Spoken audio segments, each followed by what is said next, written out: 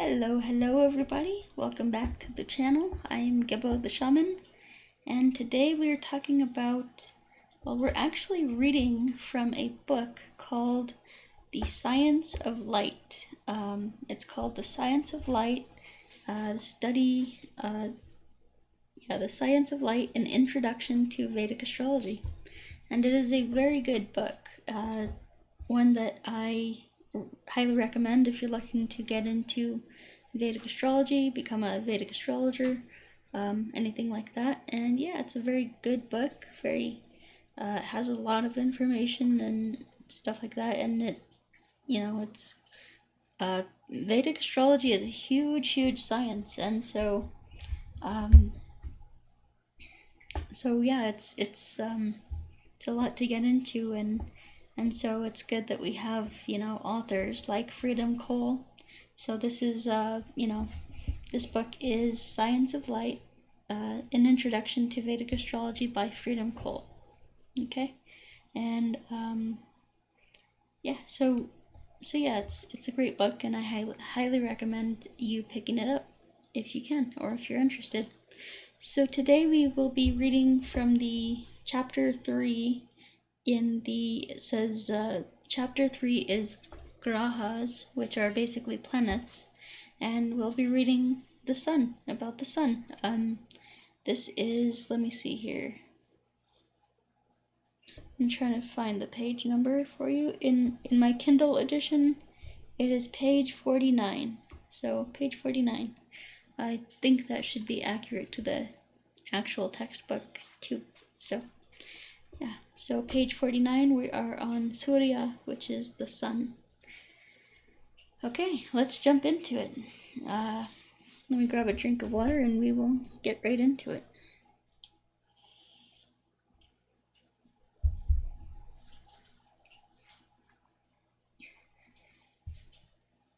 Let's see here.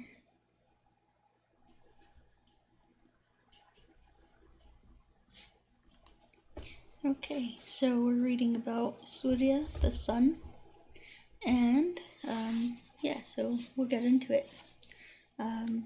Parashara and you guys, I'm gonna have, a hard time with some of these Vedic words, these Sanskrit words and stuff, just as a heads up. So, Parashara describes the sun as having sweet brown colored eyes, and I'm not even going to try that word. The Parashara describes the sun as having sweet brown colored eyes and a square figure. His constitution is Pitta. He is intelligent, which Pitta means fire. He is intelligent, masculine, and tends towards boldness. The sun gives light energy for all things to prosper and grow. A seed needs the proper light. A seed needs the proper light to grow into a plant. Without enough light, it will not grow well. With too much light, it will burn. The sun represents the resources we need to survive. That's interesting. The sun represents the resources we need to survive. For all of life to survive, all energy comes from the sun. Even coal and oil were created from ancient deposits, deposits originally brought to life by the sun. Wind would not blow if not for the heat and cooling of the sun. Solar power and even the food that grows to sustain all living beings would not exist if the sun did not provide the energy for life. The sun represents the soul, the light inside that guides our lives and energizes our being. There are souls without bodies, but there are no bodies without souls. The soul is a key ingredient to life. If the soul is not happy, the body grows sick and dies. The soul is the true guide. And yeah, there's a lot of, deep wisdom in here too. The sun represents position, respect, rulership, and power. The sun represents the king on a community level, and the father on a personal level. The sun shows dharma, the correct path to live.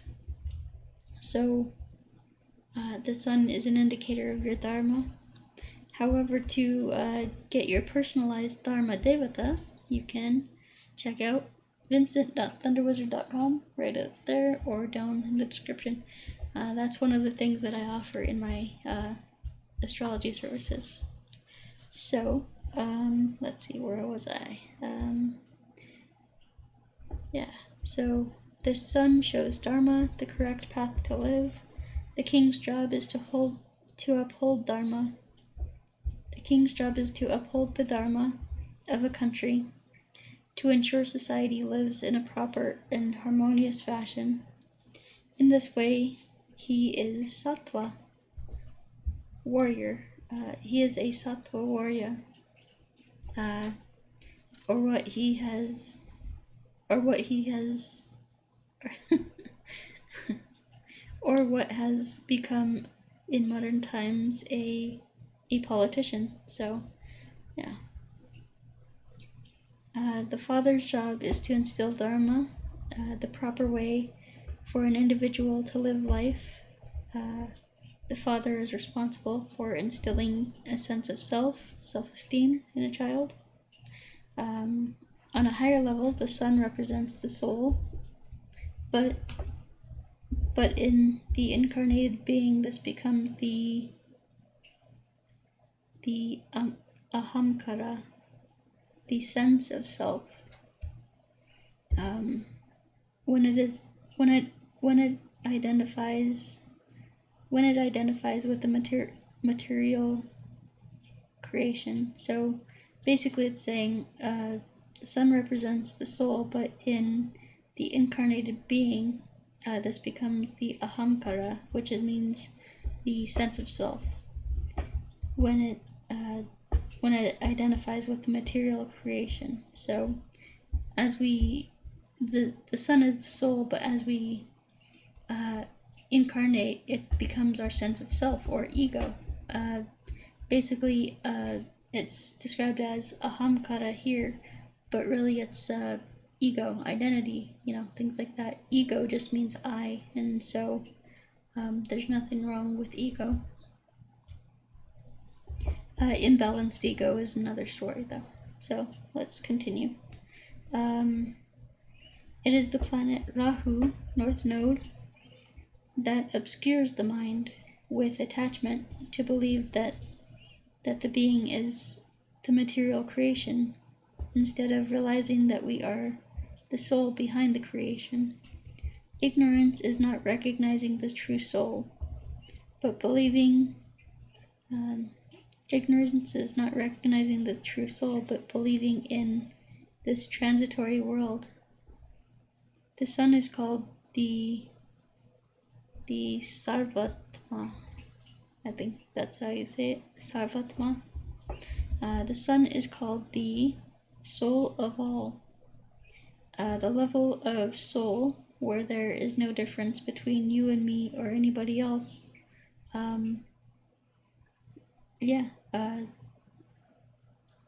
So this is what I mean when I say that Jupiter represents the individual soul and the sun represents the collective soul. So, or you might, some New Agey people might call it the oversoul.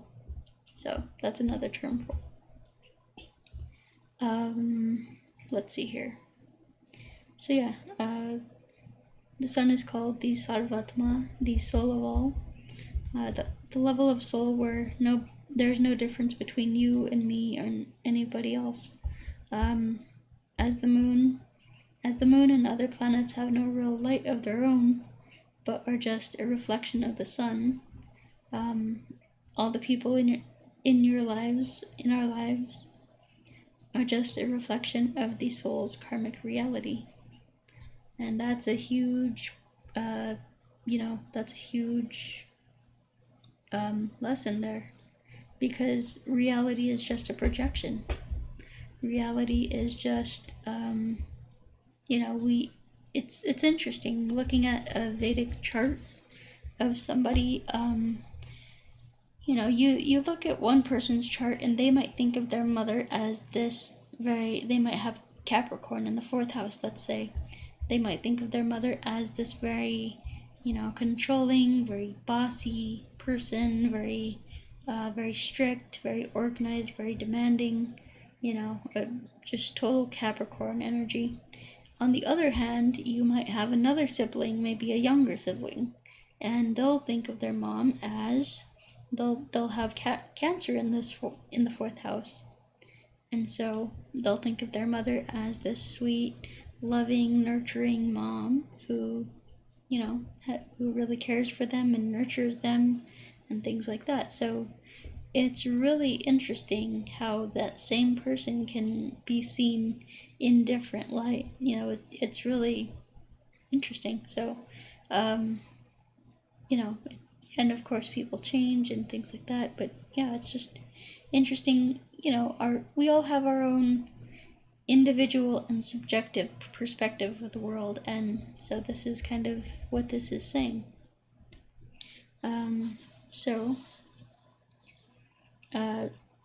Let's see here. As the moon and the other planets have no real light of their own, but are just a reflection of the sun, all the people in our lives are just a reflection of the soul's karmic reality. The sun shows the reality.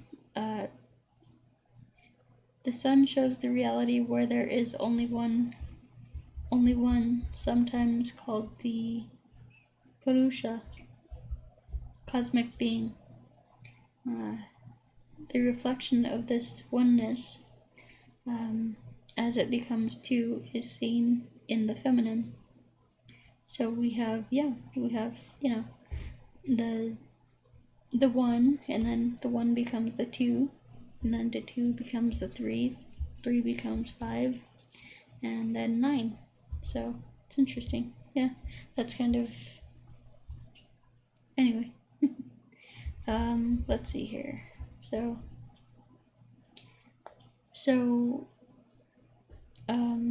the sun shows reality where there is only one, sometimes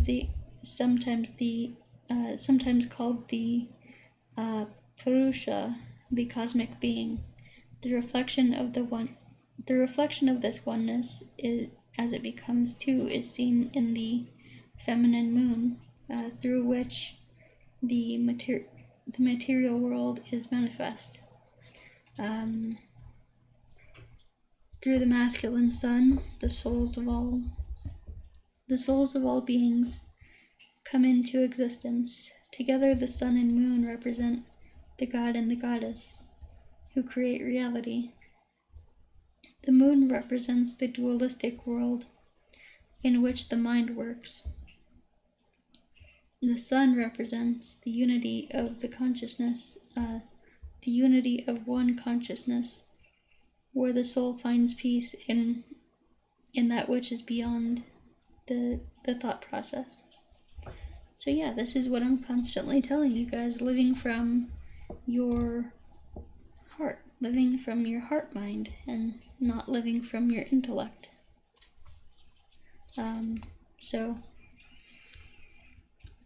Let's see here. The sun represents spirituality, and will show one's relationship to spirituality in life. The sun is light and knowledge, and burns up untruth. When planets become too close to the sun, this is called combustion. Their material nature is burnt up, but their spiritual significations are purified and made clear. The highest knowledge of the sun is beyond the material plane. The sun is hot and pure and burns up the the inertia of tamas guna. As the rising sun destroys the darkness of the night, the sun burns up ignorance, darkness, sluggishness, and untruth. The sun removes the toxins from the body, and in this way it is represented by majestic birds like an eagle who eats snakes. The mystical eagle, Garuda, that's the word that they have for eagle here. Garuda is called upon when a person is suffering from toxins and poisons to fight the dark energy that allows these elements to exist. So the sun brings light, which makes the truth visible. The sun gives the ability to see clearly, the ability to have insight, the ability to perceive correctly. The famous sun mantra, called Savitur Gayatri mantra, is used to invoke the clarity of the sun into the intellect, to enlighten the mind and the thinking process. Our true nature is clear, bright, and brilliant. The sun burns off bad karma and darkness that obscures the true vision.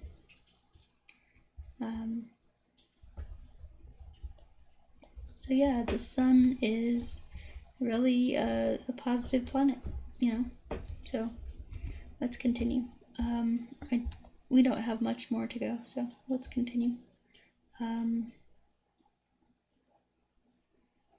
So the sun burns off bad karma and darkness that obscures the true vision. The sun is the life-giving energy of creation. All vitality comes from the sun. Therefore, the sun represents health, while Saturn represents darkness and disease. Ayurveda stresses that regular routines are important for a healthy life. Saturn is irregular, while the sun is most regular planet. The sun moves about 1 degree every day, 365 days a year, is rounded into 360 degrees of the zodiac. So yeah, that makes sense. It is the movement of the sun that has brought about a measure of degree. Is the movement of the sun that has brought about the measure of a degree, and that has brought about the measure of a year, a month, and a day. I'm gonna grab a drink of water and we'll continue. We only have like a paragraph left, so.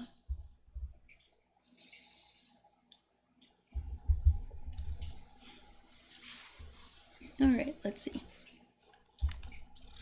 So yeah, the sun is the most regular planet from whom all time consciousness rests upon, and creates the seasons of the year. The rhythms of the sun create the biorhythms in plants and animals, and relate to the heart and its pulse and its pulsation. The sun rules rhythm and nature, as well as in sound, like the rhythm of music or musical instruments. The sun is depicted in mythology with 7 horses, 7 horses driving his chariot. These 7 horses relate to the 7 ancient chandas, rhythms, the 7 ancient rhythms of the Vedas. It is these rhythms and vibrations that manifest as the 7 colors. color comes from the sound that everything manifests through, and so color comes from sound as everything manifests through sound first. The sun is bright, colorful, and musical. It is the soul of all life. Yeah. So then we'll go into the medical significances. Let's see here. So medical significances, I'm going to try to pronounce these words. And forgive me if I don't get it right. So medical significances, Ashtidadu,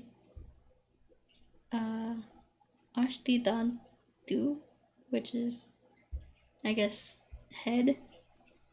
So it says head, right eye, eyesight, circulation, heart, general vitality for life, skeleton, spine, and identity. Interesting. Let's see, diseases. Diseases are pitta disorders, skeletal problems, spinal abnormalities, or spine pain, teeth, constitutional strengths and weaknesses, vitality, heart and circulation, eye function, headaches, head injuries, baldness, inflammation, injuries from quadrupeds, psychologically and psychological disorders. An affected son suffers the debilitation of shame.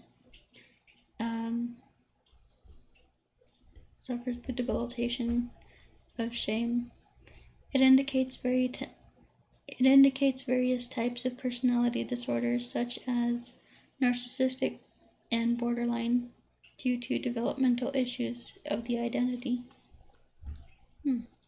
Very interesting. Alright guys, so let me check on time, and we will be right back.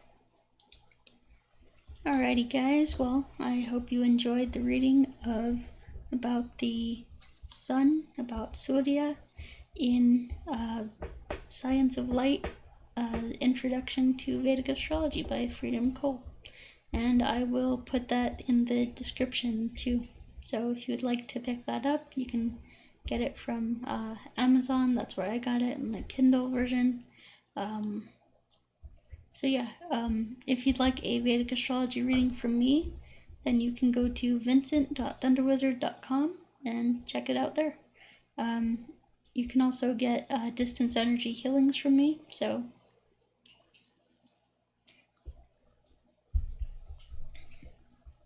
I am a distance energy healer.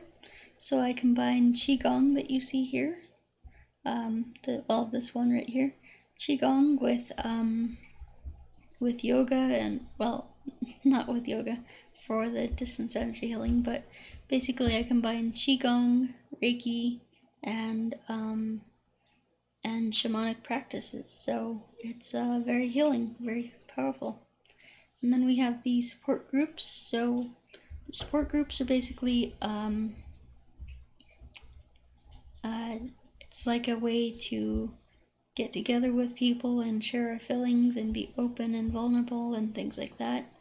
And yeah, so then we have the career coaching, life coaching. So if you're kind of just floating around with life and you're not, living your passion, living your purpose in life, you're not doing what you are supposed to be doing, which is what soul wants you to do. That's what's called your soul desire. If you're not doing what you really want to do in life, then, getting a career consultation really helps, because it gives you clarity on what exactly you're supposed to be doing in life. So yeah, there's that. And then we have the life coaching, which is basically an ongoing coaching with me that basically basically helps to, have, set goals and things like that. And, you can ask me all kinds of questions and about anything and everything that I teach. It's really helpful, really powerful. And then we have the Shamanic Ritual Magic courses, which are basically designed to go into your unconscious mind and your psyche and throw hand grenades into all the 9 levels of your psyche. And this destroys all of your psychological blocks. So it's a very powerful ritual.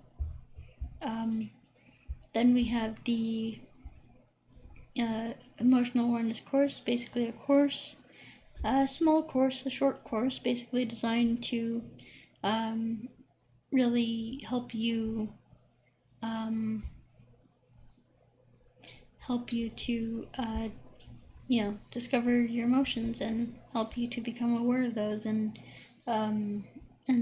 But a lot of people are trying to run away from their emotions, and they end up hurting themselves. So, or like, their emotions manifest as physical symptoms in their body and things like that.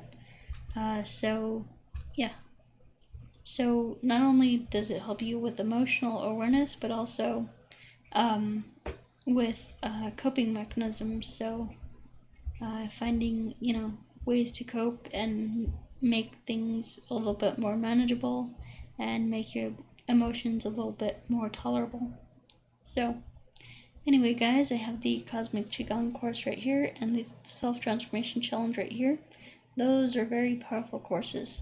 A lot of people want the high-level stuff right away. I'm telling you, start at step 1. See if you can do that for 30 days. And then we'll talk. And then we'll go to step 2, and step 3, and step 4. Alright, so, get the basics down, master the basics, and then we'll talk. Alright guys, so I guess this is it for today. So thanks for watching and everything, and we will talk to you later. Alright, peace.